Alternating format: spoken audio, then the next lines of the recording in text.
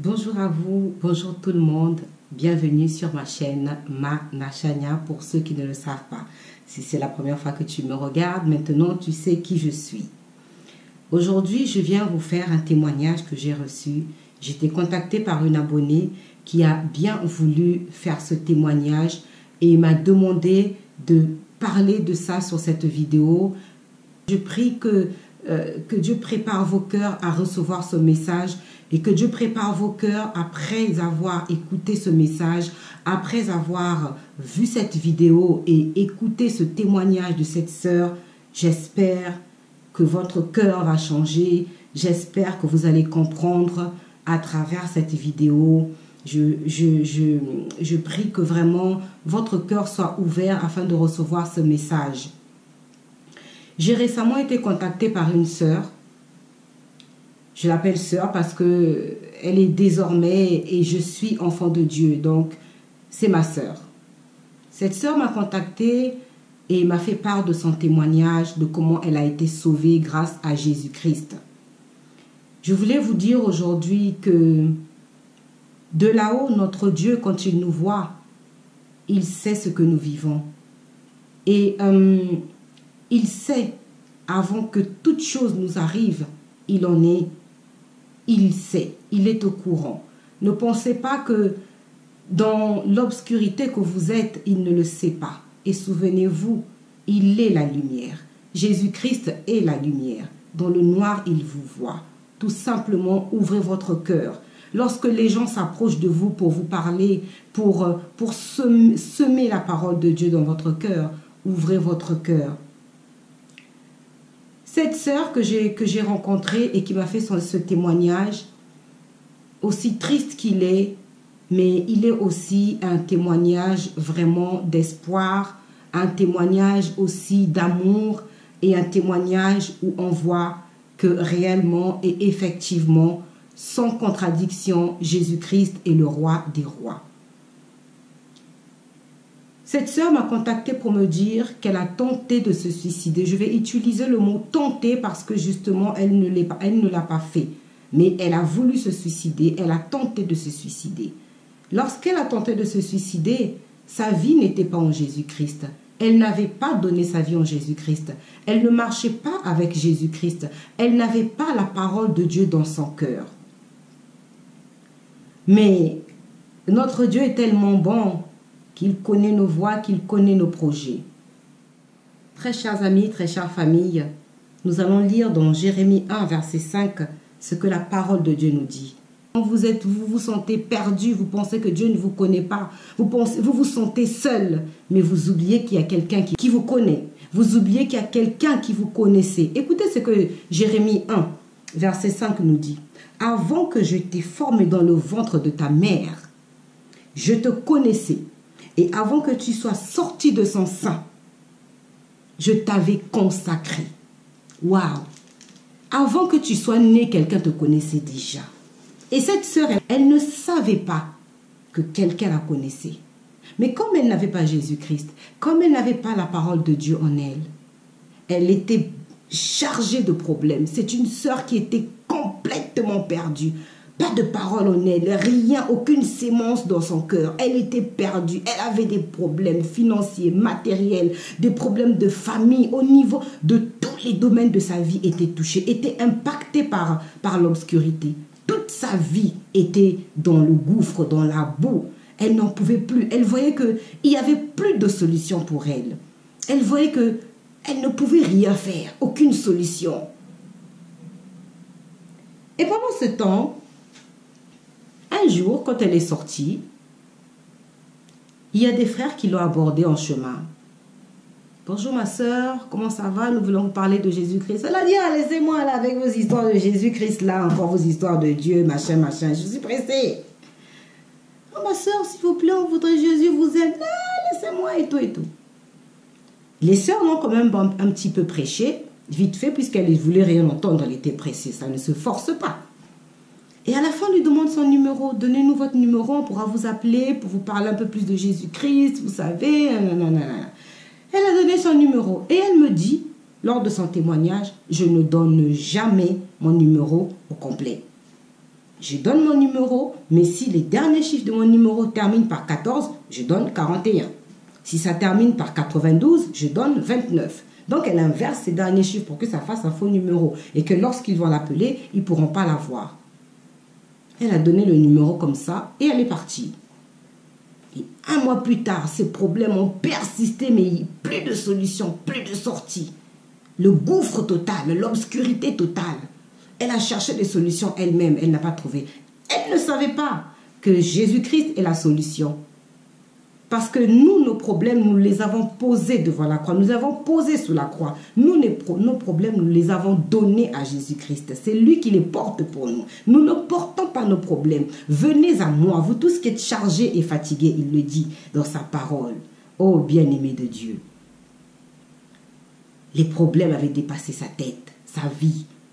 Cette sœur est mariée, elle a des enfants. Mais à ce moment-là, son mari était en déplacement. Donc elle était seule avec ses enfants. Elle n'en pouvait tellement plus qu'elle a dit c'est bon, je vais en finir. Peut-être que le fait d'en finir, je pourrais libérer mon mari, libérer mes enfants. Qui a dit que la mort libère quelqu'un? Qui a dit que la mort va libérer les personnes qui vont rester? Ni toi qui pars, ni les personnes que tu laisses. La mort n'est pas une solution. Ce jour-là, elle s'est occupée de ses enfants et personne n'avait vu son état. Personne n'avait vu que voilà, c'est une personne qui va tenter de se suicider, qu'elle est à bout. Et on n'a rien vu. Les gens n'ont rien vu, ni sa famille, ni les amis, ni les collègues, ni les voisins, ni les enfants, ni son mari. Personne. Mais Jésus-Christ, dont les auteurs avaient déjà vu. Elle a préparé ses enfants le jour où elle a tenté de se suicider. Elle a passé la journée avec ses enfants, elle a donné le bain, le manger, elle a fait un canal, elle a lu une histoire, elle a mis les enfants au lit. Elle habite au 6e ou 9e étage, je ne me souviens plus exactement. Mais entre 6e et 9e étage, je pense plus que c'est vers le 6e étage qu'elle habite. Donc elle était consciente de ce qui pouvait arriver. Elle est partie. Le jour où elle se décide, elle est allée dans son bureau. Une fois qu'elle a couché ses enfants, elle s'est installée sur son bureau. Elle a rédigé son testament, c'est-à-dire sa lettre de revoir. Je suis désolée, mon chéri, mon amour, mon chéri, mes enfants, de ce que j'ai fait, nanani, nanana. Je m'excuse, mais peut-être qu'après cela, vous serez libérés. À savoir qu'elle venait juste de parler à son mari au téléphone, puisque son mari était en déplacement. Quand elle avait fini de parler avec son mari, elle a rédigé sa lettre, demandé pardon, je suis désolée de vous abandonner comme ça, mais je pense qu'après ma mort, tout ira bien pour vous. Elle a posé sa lettre, elle l'a laissée sur le bureau et elle est partie à la fenêtre. Elle a ouvert la fenêtre, elle a retiré les rideaux, elle est montée sur la fenêtre, elle a posé son premier pied sur le rempart de la fenêtre. Au moment où elle s'apprêtait à se jeter, son téléphone sonne. Son téléphone sonne. Elle dit, mais c'est qui ça qui répond? À ce moment-là, elle dit, j'étais en colère. J'avais une rage, j'avais une haine dans mon cœur. Je broyais du noir, c'est-à-dire que inexplicable état dans lequel elle était. C'est-à-dire que quand le diable rentre en vous pour mettre quelque chose de mal, il enlève tout sentiment en vous. Il enlève toute réflexion, toute intelligence. Il enlève tout ce qui peut être de bon en vous. Il ne met que le mal pour que tu arrives jusqu'à la fin de ton but. Mais... son téléphone sonne. Elle dit, mais c'est qui ça qui m'appelle encore? Qu'est-ce qu'il veut? Et peut-être que c'est mon mari. Parce qu'elle s'est dit, je venais de parler à mon mari, ma soeur. Elle dit, sœur Chana, je venais de parler à mon mari. Et comme il savait qu'on était dans une situation difficile, il s'est dit, si je ne réponds pas, peut-être que elle va pas bien, elle pleure. Il va appeler un voisin, une amie pour m'embêter. Pour que après, je suis tranquille. Donc, je vais finir de lui parler au téléphone. Comme ça, après, je vais terminer mon acte. Comme ça, il me laisse tranquille. Donc, elle dit, je vais répondre au téléphone. Elle revient, elle répond au téléphone. Oui, allô? Et elle voit que ce n'était pas le numéro de son mari. Donc, elle répond encore plus méchamment. Oui, allô, c'est qui? Au téléphone. Et je pourrais limite dire la voix de Jésus-Christ. Hein, parce que franchement, de là-haut, là, c'est Jésus-Christ qui a appelé. Et on lui répond, allô, bonjour ma soeur, c'est la soeur Intel. Oui, c'est moi. Ah, bonsoir, nous sommes les frères de telle église, vous savez, nous vous avons abordé à tel endroit il y a à peu près un mois de cela. Ouh là là, lorsqu'elle a entendu ça, elle est tombée par terre. Elle me dit, je suis tombée comme une gamine, comme une enfant de 4 ans. Je suis tombée par terre dans mon salon, j'ai pleuré. Dès que j'ai entendu les frères de l'église, des nanani, des nananas, de Jésus-Christ, le roi des rois, elle me dit, je suis tombée, j'ai commencé à crier, j'ai commencé à pleurer. Au secours, à l'aide de moi, que Jésus-Christ vienne me sauver. Et les frères, vous savez, Dieu il nous a dit, je vous donne le pouvoir. Il nous a donné le pouvoir de marcher sur les serpents et sur les scorpions. Donc, dans notre voix, là, il y avait déjà le pouvoir dans le téléphone pour annuler déjà tous les plans du diable qu'il avait mis dans le cœur de cette sœur. Elle crie au secours. Les frères lui demandent, qu'est-ce qui se passe, ma sœur? Quand vous m'avez appelé, je tentais de me suicider. Elle explique. Les sœurs, les frères disent, waouh, oh, que Dieu soit loué. Et elle lui dit, venez tout de suite chez moi, venez, j'en peux plus. Il dit, mais ils étaient tellement loin le temps qu'ils arrivent. Vous savez, les trajets de nous en Europe ici, c'est pas, voilà, c'est pas tac-tac, hein. C'est pas un tic-tac, hein, non.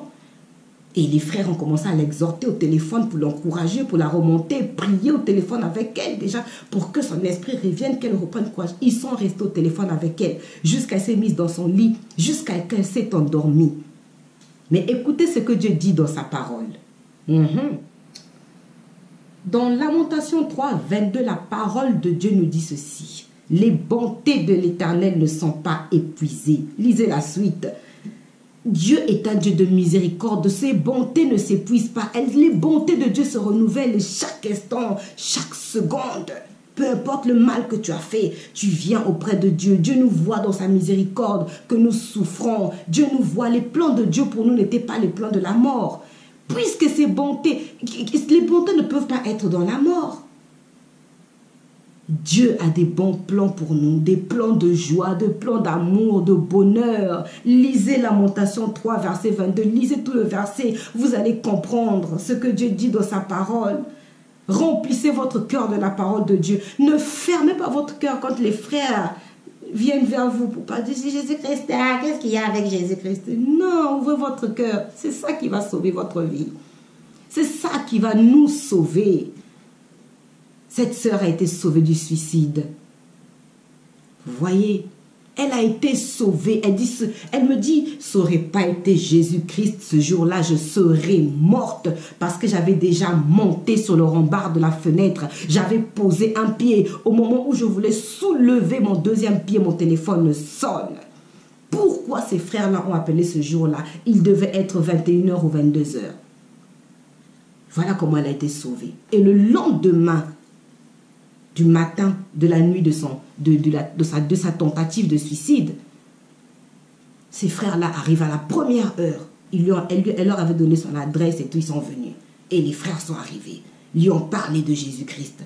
Et ont semé la parole dans son cœur. Et elle a ouvert son cœur pour recevoir la parole. Et ce jour-là, c'était la fête dans le ciel. Parce qu'une âme a été sauvée. Elle a donné sa vie à Jésus-Christ. Elle dit ce jour-là, quand les frères sont venus, m'ont parlé. Déjà la nuit, là, j'ai pu dormir jusqu'au matin.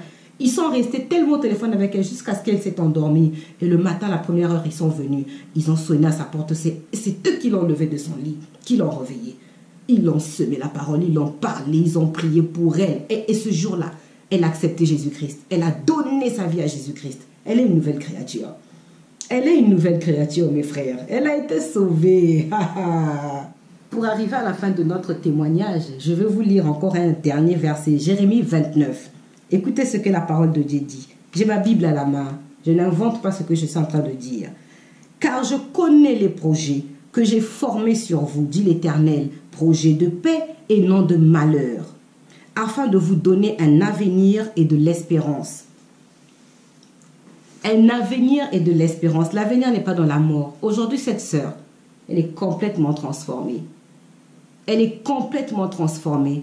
Elle est dans la joie. Elle est dans le bonheur. Elle est dans l'amour. Elle dit, je suis une nouvelle créature. Je suis forte. Je suis courageuse. Tous les problèmes, toutes les situations que j'ai, Jésus-Christ m'a donné la solution. Parce qu'elle s'est confiée à lui. Parce qu'elle lui a fait confiance. Parce qu'elle lui a donné tous ses problèmes. Parce qu'elle a ouvert son cœur. Parce qu'elle a donné sa vie à Jésus-Christ. Elle est maintenant fille de l'Éternel. Elle est enfant de Dieu.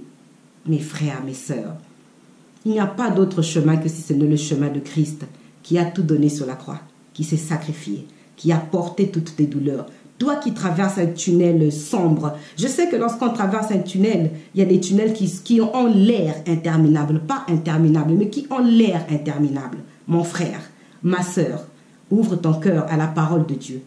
Que Dieu touche votre cœur, que là où tu es, toi qui me regardes, peu importe la situation, le problème que tu as, tu trouves que ta vie est finie, tu trouves que tu as des problèmes qui s'enchaînent, qui se succèdent, il n'y a pas la solution. Je n'ai qu'un seul conseil à te donner. Tourne-toi vers Jésus-Christ. Que le témoignage de cette sœur qui a tenté de se suicider et qui a été sauvée par Jésus-Christ, je déclare que cela vous sauve aujourd'hui au nom de Jésus-Christ. Donnez votre vie au Seigneur. J'espère que ce témoignage va vous toucher, va changer votre vision, va vous faire comprendre qu'il n'y a pas un autre chemin vers qui nous pouvons nous tourner. Nous avons un seul sauveur. Nous avons un sauveur. C'est Jésus-Christ, l'homme qui est mort sur la croix, le roi des rois. Il a eu le nom au-dessus de tous les noms, un nom qui sauve. Il est mort au séjour des morts. Il a fait quoi là-bas? Et il est revenu. Et il est monté.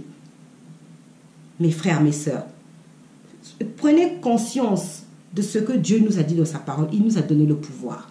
Il n'a pas dit je vous donne le pouvoir seulement de vous marier, de chanter, d'avoir des talents, de pouvoir en tout, de marcher sur les serpents, les scorpions représentent nos problèmes, nos difficultés, les blocages, tout, les problèmes de famille, au travail, tout.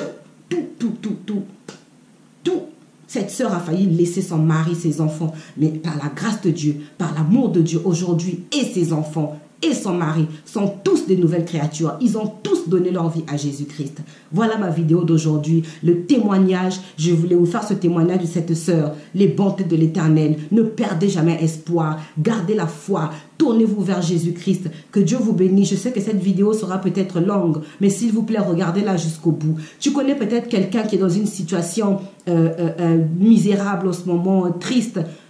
Partage-lui cette vidéo. Qu'il sache qu'il y a Jésus-Christ qui est là, qui peut le sauver.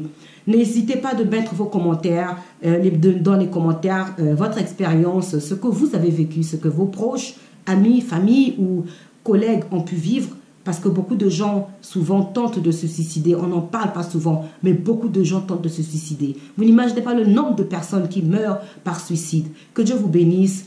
N'hésitez pas à me contacter. Vous avez ma page Facebook, vous avez mon Facebook, mon Instagram, sous le nom de Manashania et ma chaîne YouTube. Merci beaucoup à tous ceux qui me suivent. Merci à tous ceux qui me contactent, qui me font confiance, qui m'appellent pour demander conseil, qui m'appellent. Merci à toi qui m'as fait ce témoignage. Que Dieu te bénisse, qu'il conduise encore ta vie. Toi et ta famille, soyez tous bénis au nom de Jésus-Christ. Je vous retrouve très bientôt dans une nouvelle vidéo. C'était Manashania. Au revoir. Ciao.